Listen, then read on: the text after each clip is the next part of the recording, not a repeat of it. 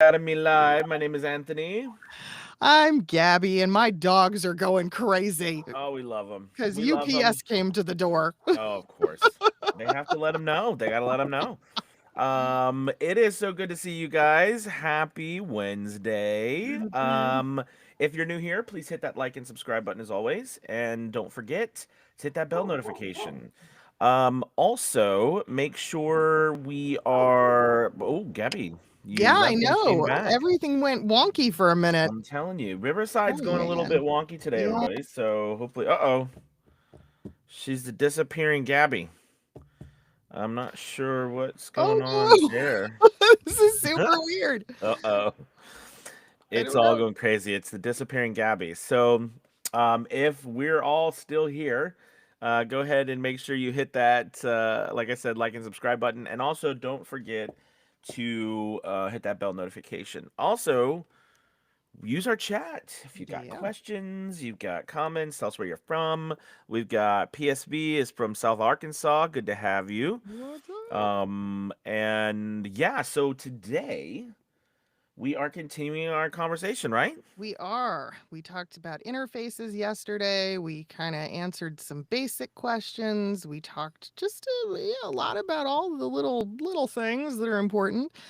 Mm-hmm. So yeah, let's continue along those lines. And I mean, I think where we left off was really kind of covering that base tier, Right. explaining what an interface does, why it's important.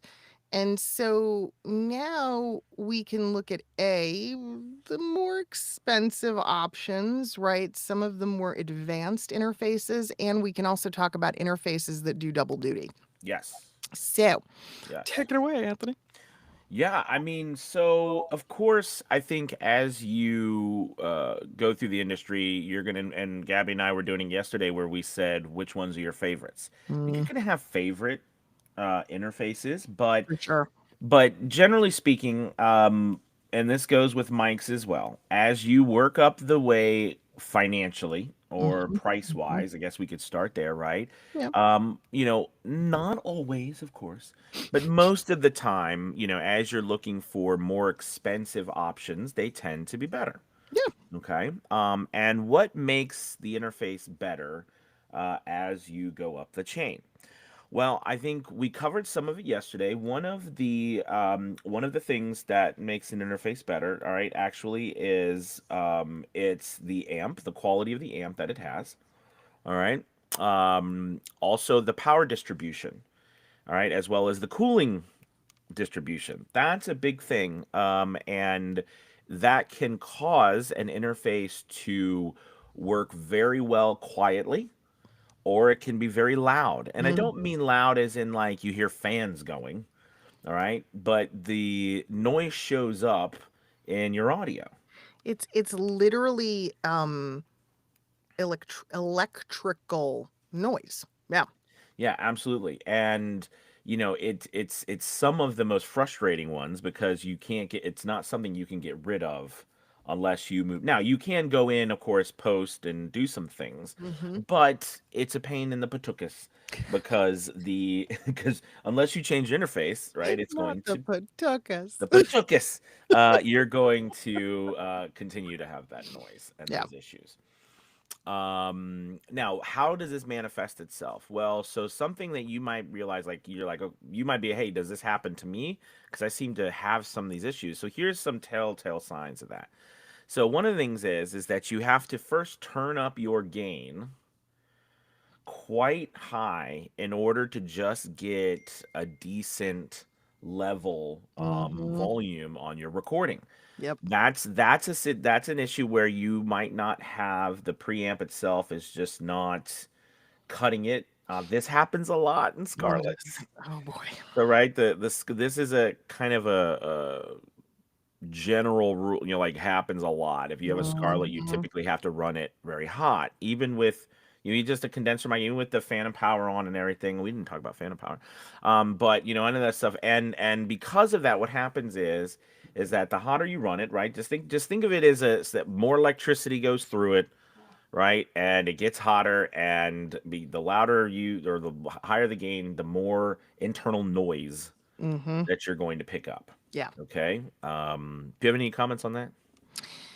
No, not really. You're covering all the bases. You got it. All Yeah. right. So that's a so first that's a sign that your interface is, like I said, the preamp and stuff maybe not as powerful as you'd like it to be.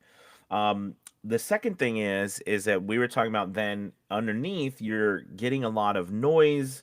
Yep. You're seeing a lot of, there might even be these issues where it sounds like you're talking and all of a sudden it's like this, like that was a bad representation, but like a digital, almost like a, you I mean, if y'all remember those like 80s commercials where they had the guys was like "Rah, rah, rah, rah," and it's like they're it was like an electronic, it was like you had a keyboard and you made that electronic sound with the voice.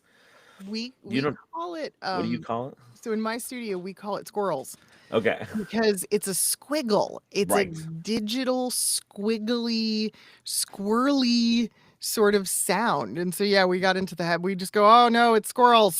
It's maddening, and, it can still and it can happen actually at any time, It can. but some of the interfaces we're talking about, like these, some of the newer ones are the ones that struggle, it happens more often, and that's another, so what Mhm. you see then is an issue with the cooling of the interface, Yeah. and that, they can run very hot internally, and if it's not built a certain way, then it just, and the materials, it can cause all kinds of issues It that really you does. face that you cannot get rid of really unless you either re-record or get a new interface. Yeah.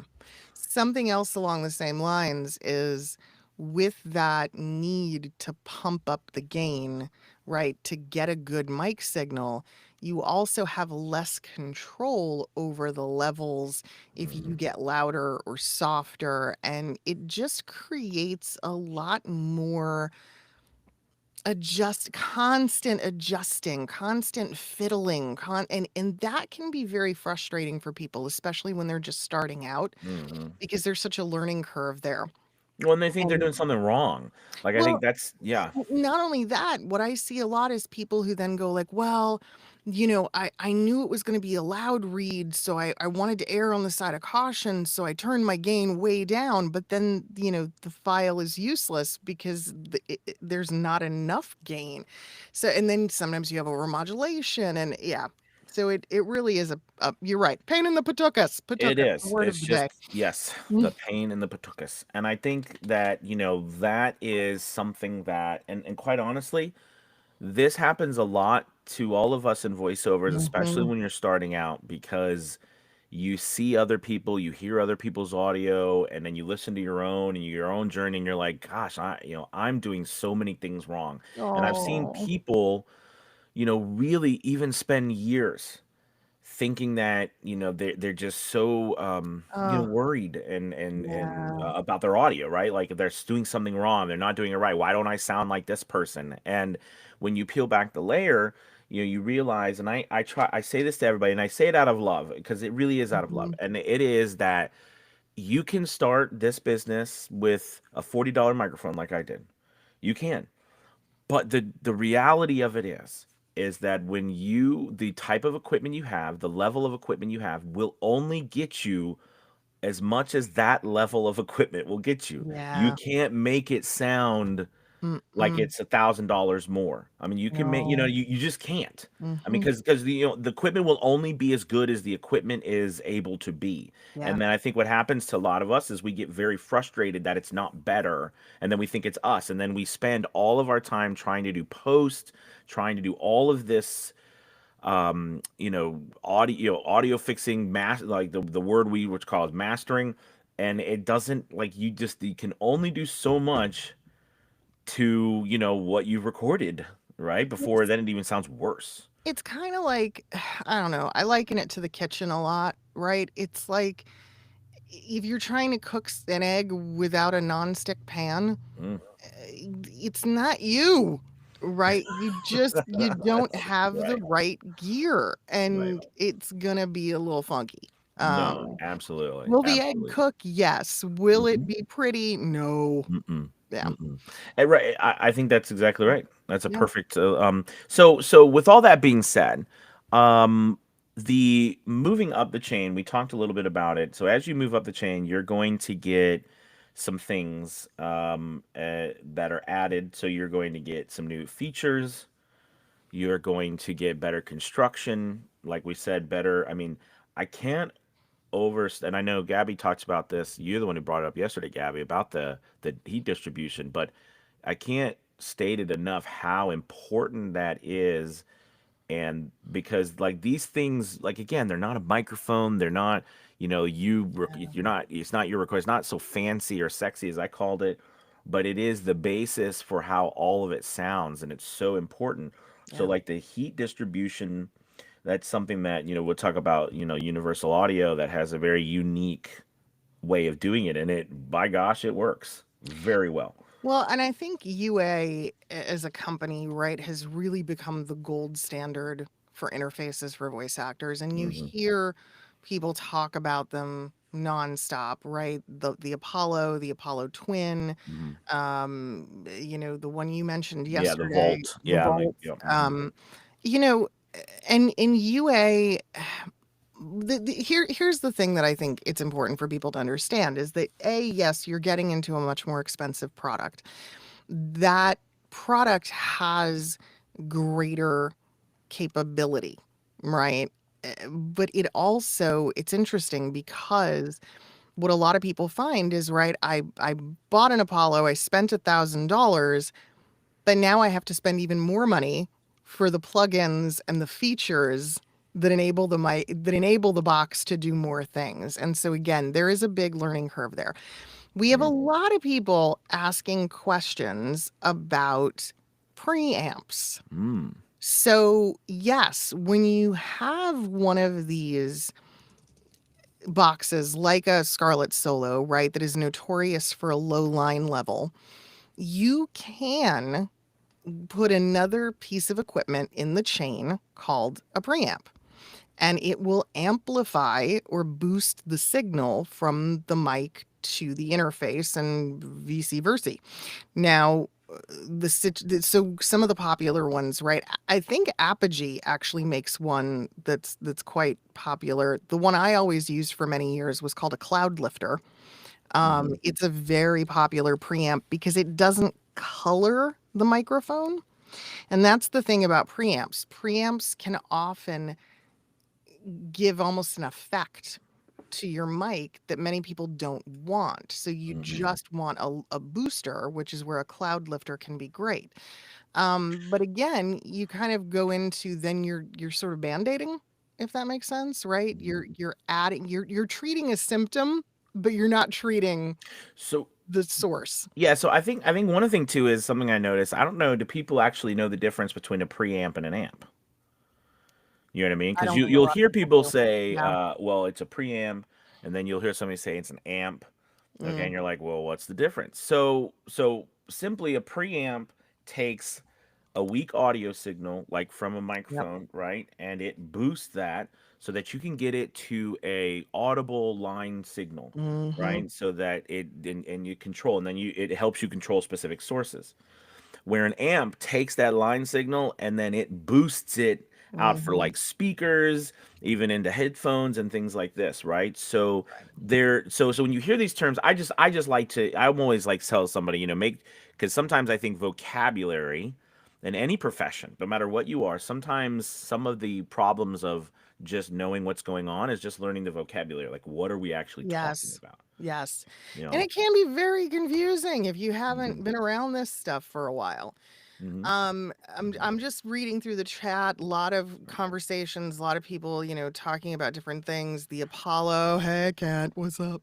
Um ESV, hello. Okay, so Malia has an Malia. interesting question, a little off topic, but we can explore this, Malia, in detail probably tomorrow or the next day. Oh, is it this one right here? Yeah. So she says, what do people mean when they say good mic techniques? Does it have to do Mm. with mic placement or more like mouth noise, breathing, that sort of thing? The short answer to your question is all of it. It's everything. anything and everything related to the relationship that you have with the mic, talking into the mic, placement of the mic, how you use the mic. It's all mic technique. So the problem is when people use that as a blanket term, right? They could be talking about anything. You're right. You have to kind of narrow it down in terms of what specifically they're referring to. And what'll really chap your backside is that it changes. It can change depending on what Mic you're to doing.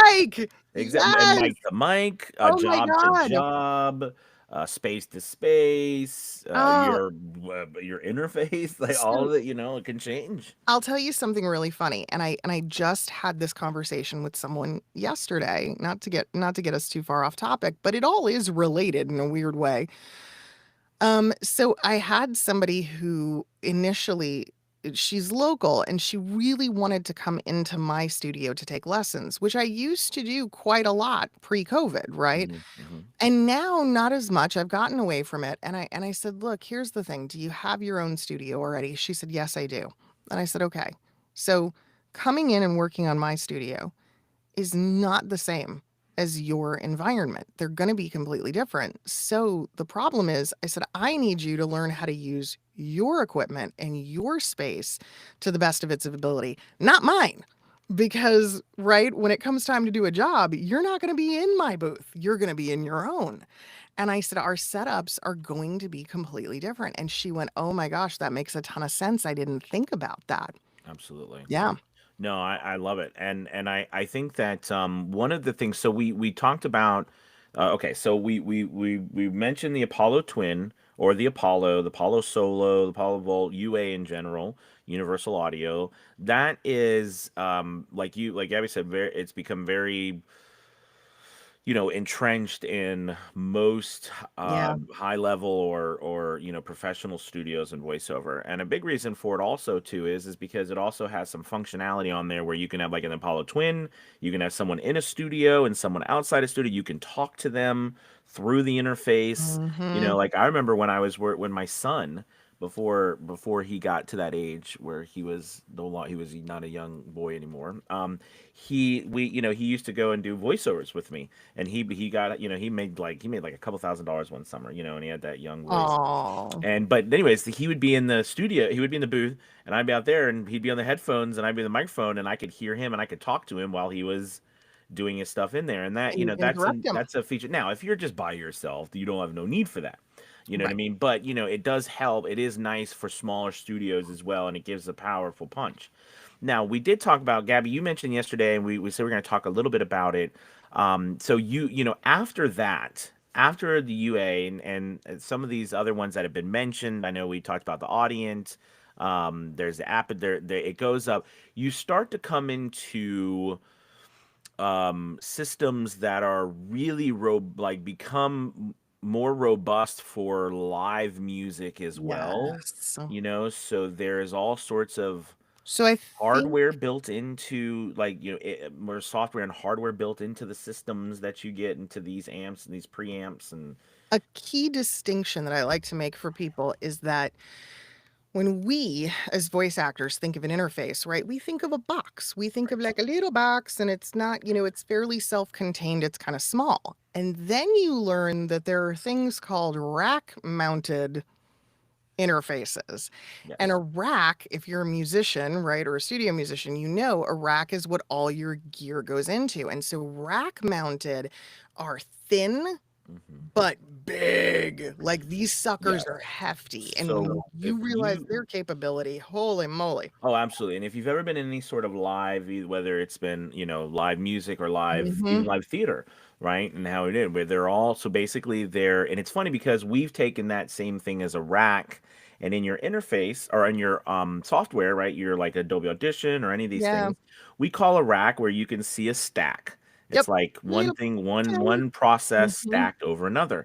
Well, that's the same idea. They're typically metal containers, all right, and they have literally just shelves. It's a And on cabinet. Yeah. these shelves, we have these pieces of hardware, okay, that do a variety of different things, and they get screwed into these metal boxes, Yep. and they usually have covers on them. You can move them, or they're installed in whatever place you're performing in. I used to do this all the time because it was in theater and it was live. Live So, music, or live right, theater. you Yep. have, and then you typically have a very large, well, depending on how big your space is, mixing board. All Mm-hmm. right, and that mixing board is powered by some powerful amplifiers, right? That take that, and now the system itself, whether it's microphones, right? There's preamps that then boost the microphones, and the amplifiers then boost that signal to the house, to the theater, to the Mm-hmm. stadium, wherever you are.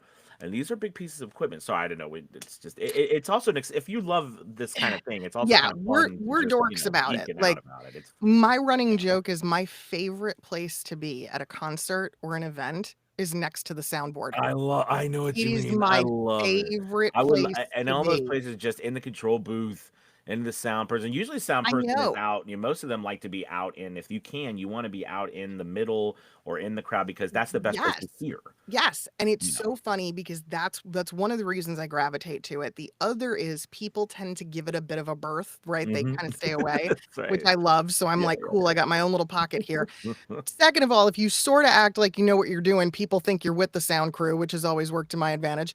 And but I love just, like, peeking over, "What are you Oh, I using? know. What are I you know. doing?" I love it. Like, I will sometimes spend more time, especially if for whatever reason what's on stage doesn't grab me. I spend more time paying attention to the Well, sound guy than and anybody it's else. so cool now because Yeah. they're so digital as well, so they're all preset. So you've got Mhm. presets going, buttons moving everywhere on their own, and Every it's so concert much. is Now you have recorded to, on a side note, now. you have to set all that up just like we do the presets. So it's all set up before time, right? And they go Yeah. through dress rehearsals, and they go through what's called like a tech rehearsal, and all these things where it's just one scene to another. Yep. And anyways, we do have some questions. Sorry, I could talk about Dylan that forever. Dylan has Uh, a really yes. great question. He said, "I have an audio input or an interface with two inputs. Do you have a pro con list for using two different mics for different types of jobs?" Mm. Yes, I do. Mhm, mhm. Um, Absolutely. Anthony, what are your thoughts? Oh gosh, yeah. I mean, well, I mean, just even for job, we'll say jobs in general, but we'll also talk about right now what we're doing Mhm. with you guys. Yeah. Right now, I'm using a dynamic microphone. Mhm. All Mhm. right. Whereas in my booth, I use a condenser microphone. Mhm. Okay. And the purposes of those for a variety of reasons. One, out here, I'm using this for a variety of reasons. One, first off, it's very robust. I can Mhm. beat it up.